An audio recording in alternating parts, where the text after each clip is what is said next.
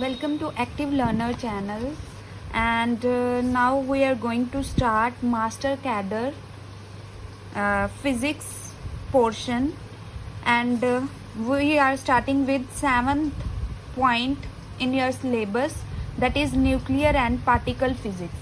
इस टॉपिक में से आपको काफ़ी सारे क्वेश्चंस मिलते हैं इन योर मास्टर कैडर, जैसे कि आज ही हम कुछ 3 से 4 क्वेश्चंस इसमें से कवर कर लेंगे. ठीक है, इसके लिए सबसे पहले मैं बेसिक्स करवा रही हूँ, then we will do their MCQs. So let's begin some of the basics of this nuclear and particle physics portion. So firstly revision at a glance. तो हमें क्या करना है, सबसे पहले जल्दी से थोड़ा सा रिव्यू करना है कि कैसे कैसे जो टॉपिक्स हैं आपके वो कवर हो रहे हैं. ठीक है, जल्दी से मतलब हमें कवर करना है.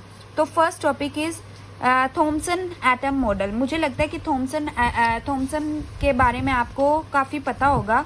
थॉमसन ने बताया था कि जो एटम है, एटम के अंदर क्या है कि जैसे कि मतीरा होता है, मतीरे के अंदर क्या होता है कि रेडनेस होती है एक तो, ठीक है, रेड होता है, और उसके अंदर थोड़े थोड़े बीज होते हैं.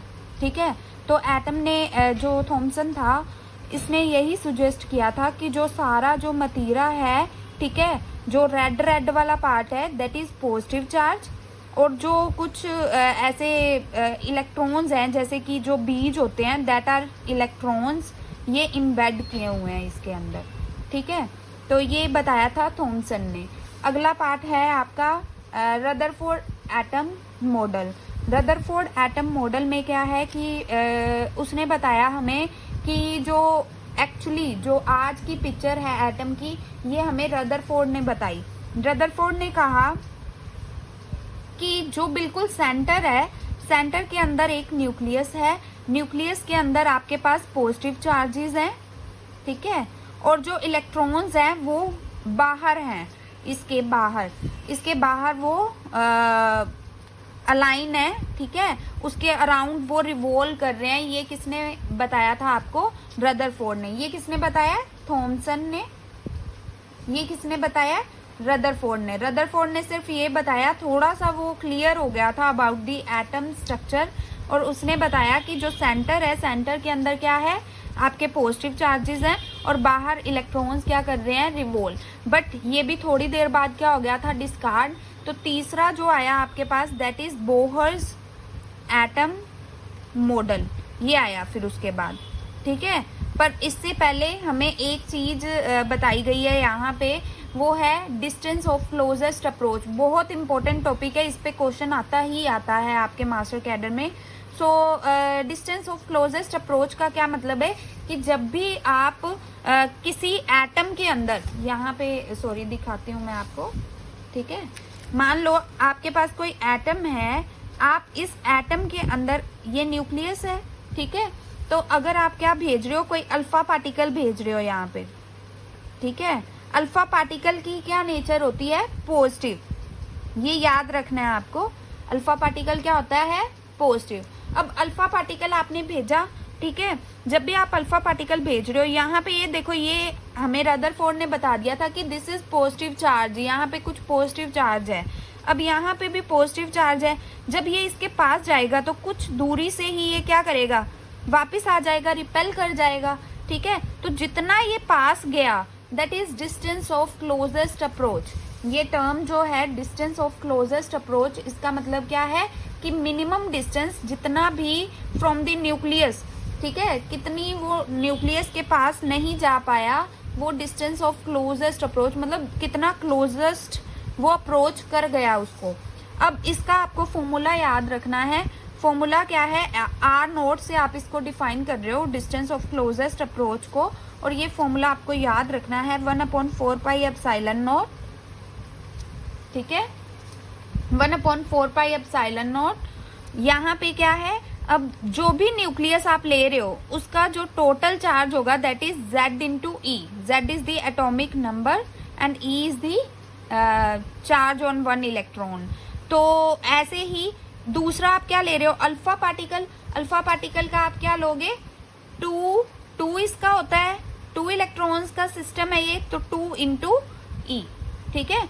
ये जो एटम ले रहे हो ये हमें पता नहीं कौन सा एटम है, ये मान लो कोई एटॉमिक नंबर Z वाला एटम है, तो Z into e into 2 into e और divide by its energy. Energy क्या है, हाफ mu²। समझ आ गई। तो ये इसका क्या है आ गया, डिस्टेंस ऑफ क्लोजेस्ट अप्रोच। ये बहुत इंपॉर्टेंट आपका फॉर्मूला है, इसको प्रॉपरली याद कर लो। नेक्स्ट टर्म जो हमें पढ़नी है that is Bohr's atom model. देखो मैंने यहाँ पे भी बताया आपको कि जो थॉमसन है उसके बाद आया रदरफोर्ड, रदरफोर्ड के बाद फिर कौन आया, बोहर। अब बोहर ने थोड़ा सा और डिफाइन कर दिया। इसने सिर्फ ये बताया था कि सेंटर में होता है पॉजिटिव चार्ज, उसके अराउंड में क्या है, इलेक्ट्रॉन्स रिवॉल्व कर रहे हैं। इसने आगे बताया कि जो सेंटर में पॉजिटिव चार्ज तो है, जिसको हम न्यूक्लियस कहते हैं, ठीक है, ये तो पॉजिटिव चार्ज है। इसके बाहर क्या है, कुछ स्टेशनरी ऑर्बिट्स हैं, ठीक है, मतलब stationary orbits means fixed orbits हैं, जिसके अराउंड क्या कर रहे हैं, जिसके अंदर कुछ फिक्स्ड नंबर ऑफ इलेक्ट्रॉन्स क्या कर रहे हैं, रिवॉल्व कर रहे हैं, ठीक है। ये इसने बताया था, क्योंकि इसके अंदर एक लिमिटेशन आ गई थी कि अगर इलेक्ट्रॉन्स रिवॉल्व कर रहे हैं तो वो तो अपनी एनर्जी लूज करने चाहिए उसको तो, और एक टाइम आएगा कि लूज करते करते उनको तो अंदर चले जाना चाहिए, ठीक है। उनकी एनर्जी इतनी कम हो जानी चाहिए कि ये इसकी एनर्जी और उसकी एनर्जी बराबर हो जाएगी और वो आपस में कोलैश हो जाएंगे। तो बोहर ने ये लिमिटेशन को दूर कर दिया था। तो यहाँ देखो बोहर एटम मॉडल में हमने क्या पढ़ा कि electron revolve around the nucleus in certain fixed orbits called stationary orbits. The stationary orbits are those in which the angular momentum of the, ये आपको याद रखना है कि ये stationary orbits कौन सी orbits हैं, जहाँ पे आपका angular momentum of the electron जो है, angular momentum का फॉर्मूला याद कर लो, mvr। angular momentum का क्या फॉर्मूला है, mvr, तो इज इक्वल टू NH/2π। मतलब उन्होंने कहा ना is integral multiple, integral means n से मल्टीप्लाई करो h/2π, NH/2π। थर्ड जो पॉइंट उसने दिया, जो मैंने आपको बता दिया है, वाइल रिवॉल्विंग इन दी स्टेशनरी ऑर्बिट, ये स्टेशनरी ऑर्बिट्स में रिवॉल्व जब वो कर रहे हैं, ठीक है, तो वो कुछ एनर्जी रेडिएट नहीं करते। रदरफोर्ड ने हमें बताया था कि फिर वो अगर रिवॉल्व कर रहे हैं, ठीक है, तो वो क्या कर रहे हैं, एनर्जी रेडिएट कर रहे हैं। क्यों एनर्जी रेडिएट कर रहे थे, क्योंकि यहाँ पे कुछ फिक्स्ड ऑर्बिट्स नहीं थी, बट यहाँ पे फिक्स्ड ऑर्बिट है, इसकी एनर्जी फिक्स है। अब अगर किसी की एनर्जी फिक्स है, वो चाहे उस एनर्जी में, उस ऑर्बिट में मूव करता रहे, उसकी एनर्जी तो फिक्स रही, वो रेडिएट नहीं कर रहे फिर एनर्जी, ठीक है।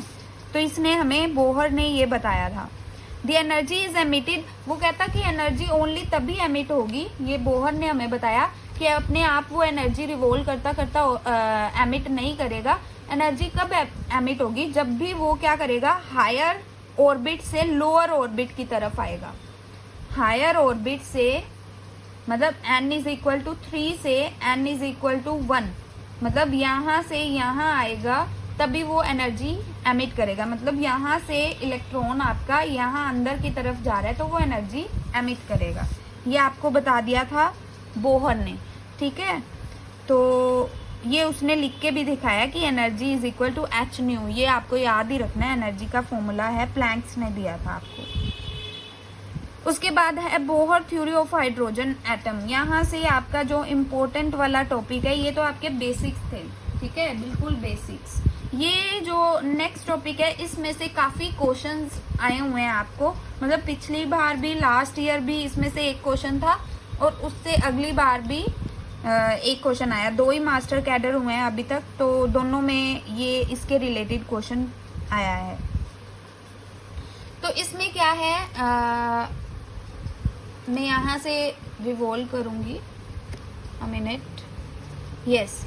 तो इसमें क्या है आपका, फर्स्ट जो आपको चीज याद रखनी है, radius of the nth orbit. मान लो ये आपके पास, मान लो nth ऑर्बिट है, मैं यहाँ पे दोबारा से ड्रॉ करती हूँ।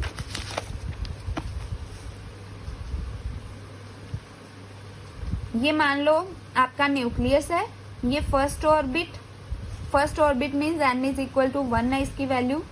ये सेकेंड ऑर्बिट, इसकी value n is equal to 2 है। ये थर्ड ऑर्बिट, इसकी value n is equal to 3 है। ऐसे ही अप टू ये क्या है, n टाइम्स है, ठीक है। मान लो काफी दूर तक है, तो हमें क्या है, क्योंकि हम अगर तो हमें जनरलाइज फॉर्म में जाना है, ठीक है। हम निकाल रहे हैं रेडियस। रेडियस क्या होता है कि न्यूक्लियस से आउटर मोस्ट शेल का डिस्टेंस, ठीक है। तो हमें radius of the nth orbit में याद रखना है, ये बहुत इंपॉर्टेंट है। ये पेपर में आया था, ये क्वेश्चन था आपका, सिंपल सा बना हुआ था। उन्होंने कहा था कि रेडियस जो है वो कैसे डिपेंड कर रहा है ऑर्बिट पे, ठीक है। तो रेडियस जो होता है that is directly proportional to n square, ये आपको याद रखना है। यहाँ पे भी देख सकते हो, ये उन्होंने कुछ कांस्टेंट टर्म्स दी हुई हैं। Rn मतलब radius of the nth orbit is equal to 4 pi epsilon naught n square h square. देखो ये भी कांस्टेंट टर्म है, ये भी कांस्टेंट टर्म है, ये भी कांस्टेंट है, ये मास भी कांस्टेंट होगा उसका। इलेक्ट्रॉन, ये E की वैल्यू भी, E की वैल्यू होती है आपकी 1.6 इंटू 10⁻⁻⁹ तो ये भी फिक्स है, सब कुछ फिक्स है, सिर्फ n पे डिपेंड कर रहा है ये। तो आप सीधा भी याद रख सकते हो, Rn radius of the nth orbit is directly proportional to n square. Next is speed of the electron in the nth orbit. ये भी बहुत इंपॉर्टेंट है कि स्पीड जो है nth ऑर्बिट में वो कैसे डिपेंड कर रही है। तो यहाँ देखो स्पीड जो है वो इनवर्सली प्रोपोर्शनल है n की, ठीक है। स्पीड क्या है, इनवर्सली प्रोपोर्शनल टू n। तो speed is inversely proportional to n, ये आपको याद रखना है। बाकी सब चीजें कांस्टेंट है। सिमिलरली थर्ड है, एनर्जी पे क्वेश्चन आया था आपका, ठीक है। तो इसके मैं आपको एमसीक्यूज भी करवाऊंगी अगले लेक्चर में, ठीक है। तो अब अगला जो है दैट इज एनर्जी, जो आपको याद रखना है। एनर्जी में that is inversely proportional to n square. ये देख लो, तीन चीजें हैं आपके पास। Radius of the nth orbit directly proportional to n square, velocity of the nth orbit, velocity of electron in the nth orbit is inversely proportional to n, and energy of the electron in the nth orbit is directly proportional to 1/n square। बाकी सब चीज तो constant है। और इसके आगे मैं formulas भी बताऊंगी, जिसमें आपको ये इतने बड़े बड़े फॉर्मूलाज याद करने की ज़रूरत नहीं पड़ेगी, इसलिए मैं ये फॉर्मूलाज आपको याद नहीं करवा रही हूँ अभी, ठीक है। ये आपको नेक्स्ट अगले मतलब टॉपिक में आपको ये मैं कवर करवाऊंगी। उसके बाद जो है दैट इज जो आपको याद रखना है, energy of the radiation emitted. ये आपको, ये मैं नेक्स्ट लेक्चर में आपको कवर करवाऊंगी ये तीन चीज़ें, क्योंकि these are very easy but अभी आपको समझ नहीं आने वाली। तो नेक्स्ट है आपके पास लाइमन सीरीज। लाइमन सीरीज क्या होती है, जब भी आपका जो इलेक्ट्रॉन है वो मान लो आपका कहीं से भी, ये पूरा आपके पास ये ऑर्बिट सारे हैं, राइट। तो अगर आपका इलेक्ट्रॉन कहीं से भी n इज इक्वल टू 1 में आ रहा है, ठीक है, मतलब फाइनल जो स्टेज है वो आपकी 1 ही है, आ कहीं से भी रहा है, चाहे वो इनिशियल उसका, चाहे वो n है इनिशियल उसका, चाहे वो 3 है 2 है 1, मतलब कहीं से भी बड़ी वाली जगह से, मतलब कहीं से भी अंदर की तरफ 1 वाली ऑर्बिट में आ रहा है, तो उसको आप कहते हो लाइमन सीरीज। क्या कहते हो, लाइमन सीरीज, ठीक है। और यहाँ पे एक बहुत इंपॉर्टेंट क्वेश्चन बनता है कि लाइमन सीरीज, वो आपको सिर्फ ऐसे कहेंगे कि जो इलेक्ट्रॉन है वो शिफ्ट हुआ है आपका n is equal to 3 to n is equal to 1 में, विच रेडिएशंस आर एमिटेड। तो कौन सी रेडिएशंस एमिट होंगी, which radiations will be emitted, will be emitted, ठीक है। अब कौन सी रेडिएशंस एमिट होने वाली हैं यहाँ से, तो ये आपको याद रखना है। n इज इक्वल टू 3 से n इज इक्वल टू 1 में आया, ठीक है। 1 में जब भी आएगा तो ये कौन सी सीरीज है, लाइमन सीरीज। और लाइमन सीरीज में हमेशा याद रखना है आपको कि अल्ट्रा वायलेट रेडिएशंस एमिट होती हैं। क्या याद रखना है आपको कि अल्ट्रा वायलेट रेडिएशंस एमिट होती हैं। ये बहुत इंपॉर्टेंट क्वेश्चन है, ये आता ही आता है, ठीक है। Very simple and very important. Similarly अब आपको अगला जो सीरीज है वो याद रखनी है। यहाँ पे देखिए कि बाल्मर सीरीज, लाइमन के बाद बाल्मर सीरीज होती है कि जब आपकी जो ऑर्बिट है वो n इज इक्वल टू 2 में आना है, ठीक है। जब भी n इज इक्वल टू 2 में आना है, from n is equal to 3, 4, 5, 6, 7 जहां से मर्जी आ रहा है, ठीक है, आपका 2 में ही लाई कर रहा है, तो उसको आप क्या कहते हो, बाल्मर सीरीज। Very important.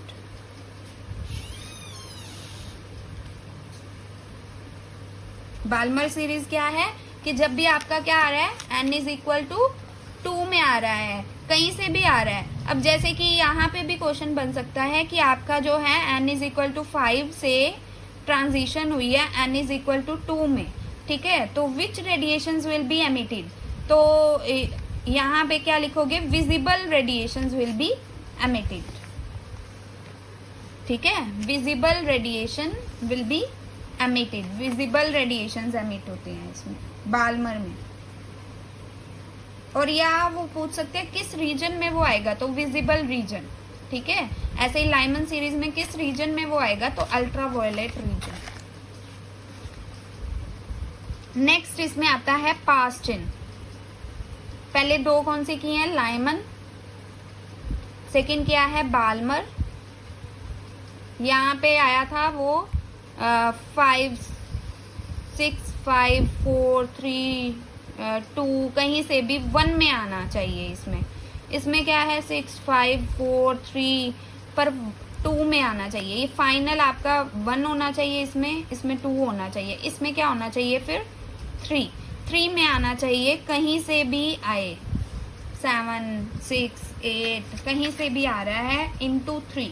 तो ये कौन सी सीरीज है आपकी, पास्टिन सीरीज। तो पास्टिन सीरीज में याद रखना है इंफ्रारेड रेडिएशंस एमिट होती हैं। कौन सी रेडिएशंस एमिट होती हैं, infrared radiations, okay. Similarly next series is bracket. Next है ब्रैकेट सीरीज। तो ब्रैकेट सीरीज में क्या है, कहीं से भी आए बट 4 वाले ऑर्बिट में आए, ठीक है। n इज इक्वल टू 4 में लाई करे, कहीं से भी आए, चाहे 8 से, 7 से, 6 से, 5 से, कहीं से भी आए पर 4 में जाए, ठीक है। तो 4 में जाएगा तो फिर वो क्या है, ब्रैकेट सीरीज है आपकी। और इसमें भी क्या है, इंफ्रारेड रेडिएशंस एमिट होती हैं।